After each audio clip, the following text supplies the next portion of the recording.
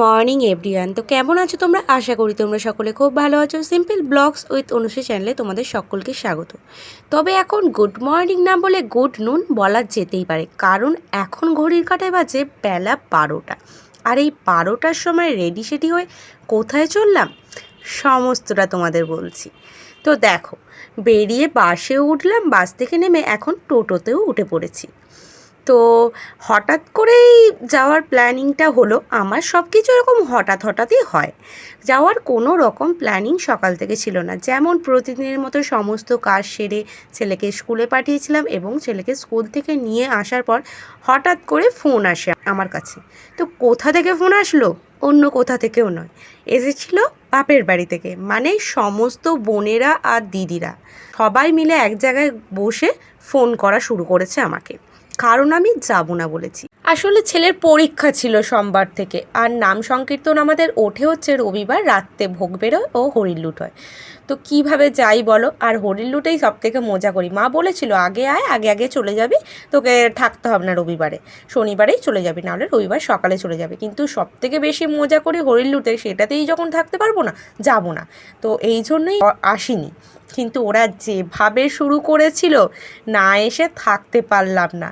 তো চলো কখন গিয়ে পৌঁছাই সেটাই দেখি। আর এখন ঘড়িতে কটা বাজে জানো? 2টো বেজে গেছে।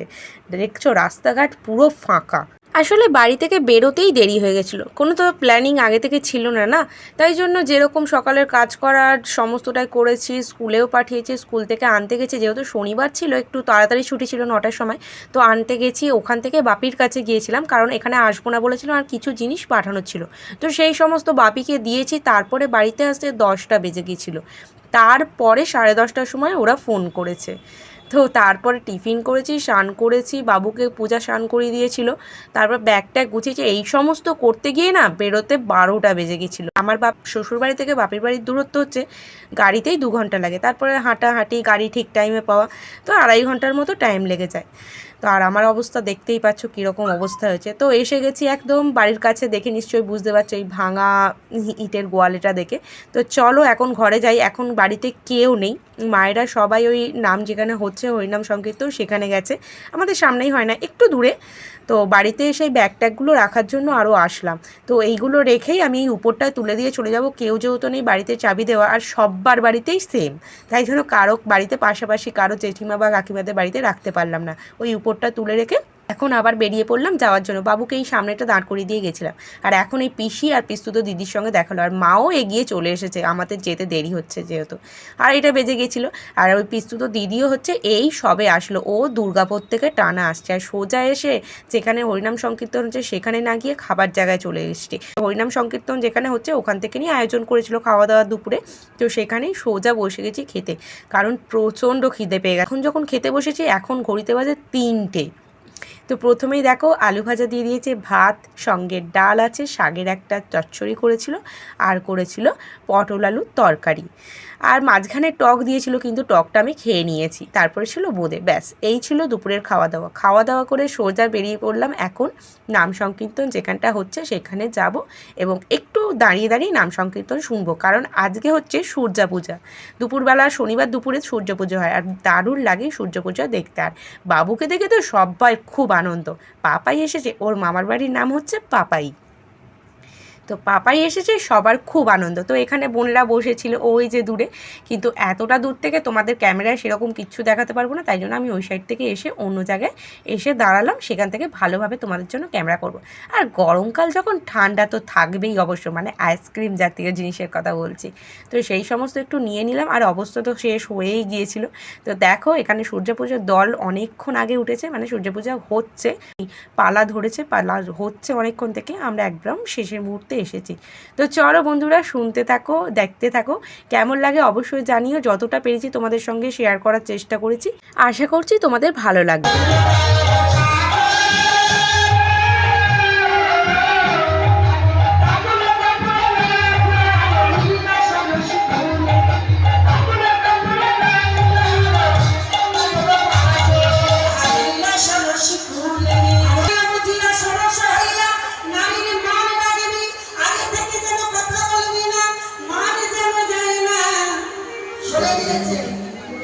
মেয়ে ছেলে যেন আগে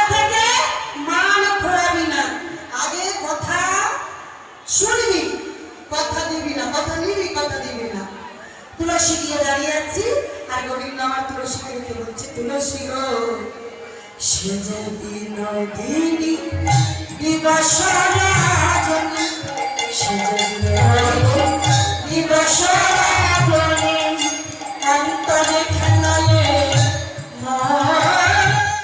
তো দেখো সবাই রেডি শেডি হয়ে এখন যাচ্ছে। আর এরা কোথায় যাচ্ছে এটাই ভাবছো তো? ওই যে সামনে যেখানে ওই যে পালাগান হচ্ছে, তোমাদের তো বললাম সূর্য পুজো হচ্ছে, তো সূর্য পুজো একটা পালাগানের নাম, তো সেটাই হচ্ছে এখন। তো তারই ওই সূর্য পূজা যে হবে এরা সবাই পুষ্পাঞ্জলি দেবে, সেই কারণে এরা রেডি শেডি হয়ে এখন যাচ্ছে ওইদিকে পুজো নিয়ে। তো সমস্তটাই তোমাদের সঙ্গে যতটা পেরেছি শেয়ার করেছি, পুরোটা শেয়ার করা সম্ভব নয়, তাহলে প্রচুর বড় ভিডিওটা লং হয়ে যাবে আর তোমাদেরও ভালো লাগবে না অতটা। তো তবুও যতটা চেষ্টা করেছি শেয়ার করেছি। আর কি সুন্দর সে দুটো পুচকে সেজেছিল, দারুণ লাগছিল ওদেরকে। আর চারিদিকে কতটা ভিড় হয়েছে দেখেছো তো, মানে এই গরমেও কিন্তু সবাই এখানে বসে বসে এই সূর্যা পূজা পালা শুনছে। ভীষণ সুন্দর লাগে, প্রথম থেকে যে শুনতে বসবে না উঠতে ইচ্ছা করবে না, মানে অনেক কিছু জানা যায় এ থেকে। আর এটা অষ্টম প্রহর হয়, মানে সারা দিন রাতেই হরিনাম সংকীর্তন চলতে থাকবে। একটা দল নেমে যাবে আর এরপরে আবার একটা, এই সূর্য পূজা হয়ে গেলে এই দলটা নেমে গেলে তারপরেই আবার একটা দল আছে তারা আবার উঠবে। তো চলো দেখতে থাকো বন্ধুরা, আশা করছি তোমাদের ভালো লাগবে।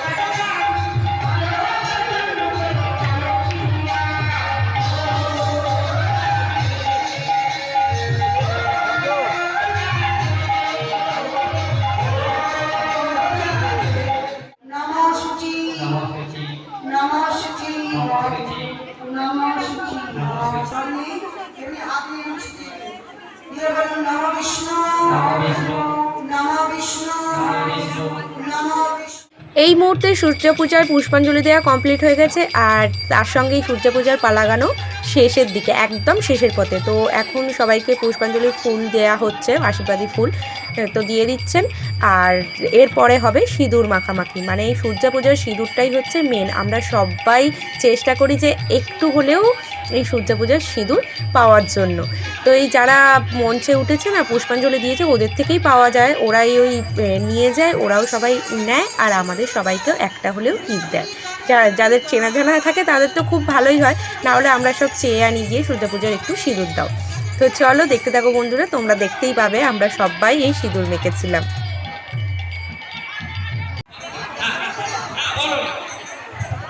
তো সূর্যা পুজো শেষ আর আমরাও সবাই বেরিয়ে পড়েছি এই যে বাড়ির উদ্দেশ্যে। বাকি সবাই এগিয়ে চলে গেছে, আমি মা পিছনে যাচ্ছিলাম। আর দেখো এসেই সব আমাদের এখানে গল্পের আসর বসে গেছে সবাই মিলে। তো এখানে বেশ কিছুক্ষণ গল্প করে এখন সন্ধ্যাবেলা আবার ক্যামেরাটা অন করলাম, রাতে রান্না হবে তার জন্য জোগাড় শুরু হয়ে গেছে। আর এই যে ওই যে পিস্তো দিদির ছেলে তখন তোমাদের দেখালাম, এর নাম হচ্ছে আদি। আদির সঙ্গে একটু দুষ্টুমি করছিলাম, ওর সঙ্গে একটু বকাবকি করছিলাম। আর এখানে বসে আছে, ও একদম ওর মাকে ছেড়ে কারো কাছে যেতে চায় না। তো চলো রাতে রান্নার জোগাড়টা কিছুটা মাই সব করছিল, আমি একটু শুধু ওই পনির টনিরগুলো কাটছিলাম, এগুলো একটু করছিলাম, তরকারিটা করব। আর এখন আবার রেডি সেডি হয়ে গেছি, যাব নামতলায়। তো কেন যাব বলো তো, এখন হবে সন্ধ্যা আরতি, তার জন্য যাব। মানে সন্ধ্যা আরতিটা অনেক আগেই শুরু হয়ে গেছে, আমাদের যেতে লেট হয়েছে। আর এই যে দলবল নিয়ে চলে এসেছি একদম নামতলায়, কারণ এখন হবে দারুণ মজা। তো দেখতে পাচ্ছ কেন এসেছি। তো এই সমস্ত মজাগুলো কি মিস করা যায় বলো। তো এখন আর ক্যামেরা ধরার কেউ নেই, এইটুকু তোমাদের সঙ্গে শেয়ার করে দিলাম, ব্যাস। এখন ক্যামেরা অফ করে আমিও যাব ওই দলের মধ্যে, আমাকে আর কেউ খুঁজে পাবে না। তো চলো আবার নেমে এসে তোমাদের সঙ্গে কথা বলছি। তো এইসবের মধ্যে একটু মাঝখানে ক্যামেরা করলাম, কিন্তু মাথাগুলো ছাড়া আর কিচ্ছুই দেখা যাচ্ছিল না। তো চলো একটু নাচানাচি করে নিই, সবাই মিলে মজা করে নিই, তারপর আবার তোমাদের সঙ্গে একটু পরে কথা বলছি।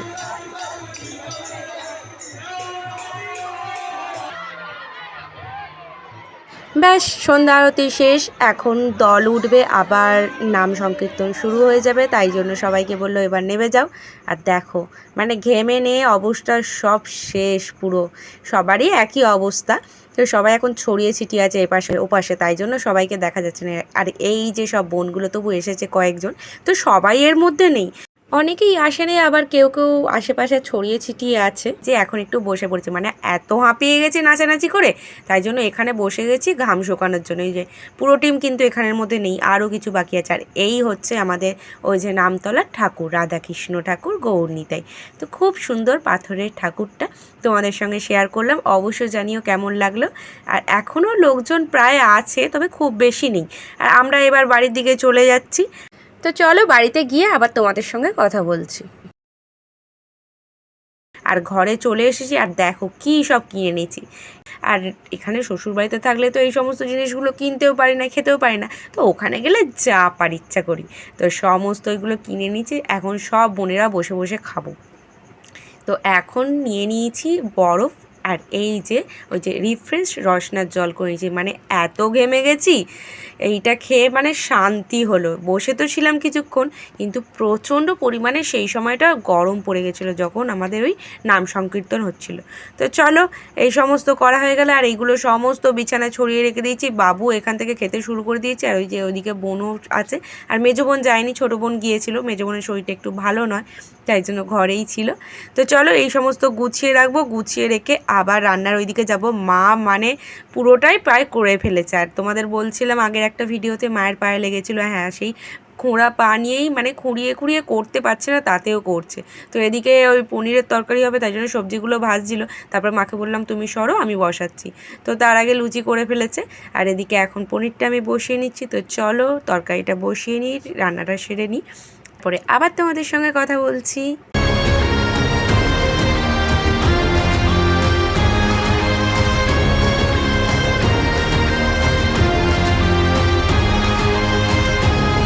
তো ওদিকে তরকারিটা বসিয়ে দিলাম, জল টল দিয়ে চলে এসেছি এখন ঘরে। আর এই যে এখানে লুচি ভেজে রেখে দিয়েছিল হাঁড়িতে, তো ব্যাস খাওয়া শুরু। তো এরকম টুকটাক চলতেই থাকে মুখ। তো চলো এটা এখন খাওয়া কমপ্লিট করে নিই। আর এদিকে সব কি করছে দেখো, বাবু সমস্তটা রেখেছিলাম, ও এখন খেতে শুরু করে দিয়েছে। আমি কিনে আনলাম, ব্যাস ও শুরু হয়ে গেল। আর এখন বসে বসে মাসির ফোন পেয়ে গেছে, লুডো খেলছে। মামার বাড়িতে এলে এই একটা জিনিস, আমি ওকে ফোন একদম দিই না। আর মামার বাড়িতে আসলে মাসিদের সঙ্গে মারামারি করে হলেও ফোন নিয়ে নেবে। তারপরে তো দিদা আছেই, একটু কান্নাকাটি করলে ব্যাস নাতি কাঁদছে, মানে কিসের জন্য কাঁদছে ব্যাস বোনেদের ওপর শুরু হয়ে গেল, ওকে ফোন দে, একটা দিনের জন্য এসেছে, বেকার কাঁদাচ্ছিস, অমনি শুরু হয়ে গেল। ব্যাস ও তো পরশু পেয়েই গেল, ফোনও পেয়ে গেল। আর এদিকে মেজো বোনও শুয়ে আছে, বাবুও শুয়ে পড়লো।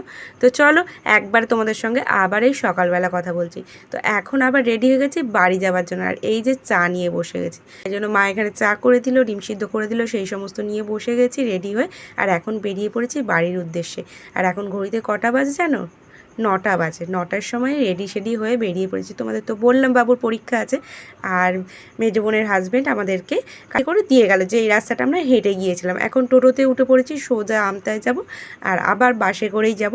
তো চলো বাড়ি চলে যাই। ঘোরা হয়ে গেল এই একটা রাতের জন্য, তবুও সবাই মিলে দেখা হলো, মজা হলো, এটাই অনেকটা। আর খুব তাড়াতাড়ি চলে এসেছি, যেহেতু হাঁটতে হয়নি ওই রাস্তাটা, ভিতরের রাস্তাটা 15 মিনিট হেঁটে যেতে হয়, তো সেটা হাঁটতে হয়নি, তাই জন্য খুব তাড়াতাড়ি গাড়ি পেয়ে গিয়েছিলাম। আর পরপর গাড়িগুলো পেয়েছিলাম, বাস পেয়ে গেছিলাম সঙ্গে সঙ্গে, টোটো থেকে নামতে না নামতেই বাস পেয়ে গেছিলাম, ব্যাস তাই জন্য খুব তাড়াতাড়ি চলে এসেছি বাড়িতে। চলে এসেছি বাড়ি, একদম প্রচণ্ড গরম অবস্থা, পুরো খারাপ। আরে বাবা, তবে কালকের থেকে কম গরম, মানে কালকে তো বেরিয়েই ছিলাম 12টা, তাই জন্য আরও বেশি গরম পেয়েছে। আর আজকে এখন ঘড়িতে বাজে 11:15, পুরো বাড়িতে চলে এসেছি। আর এই যে হাতির কাছে এসেই শুয়ে পড়েছে। তো চলো ওকেও চেঞ্জ করে দিই, আমিও চেঞ্জ করে দিই। তো চলো বন্ধুরা, আজকের মতো ভিডিওটা আমি এখানেই শেষ করছি, যতটা পারলাম তোমাদের সঙ্গে শেয়ার করলাম। তো ভিডিওটা কেমন লাগলো অবশ্যই তোমরা কমেন্ট বক্সে জানাবে, আর ভালো লাগলে লাইক, শেয়ার, কমেন্ট, সাবস্ক্রাইব। তো চলো সকলে ভালো থেকো, সুস্থ থেকো, দেখা হবে আবার তোমাদের সঙ্গে নেক্সট ভিডিওতে।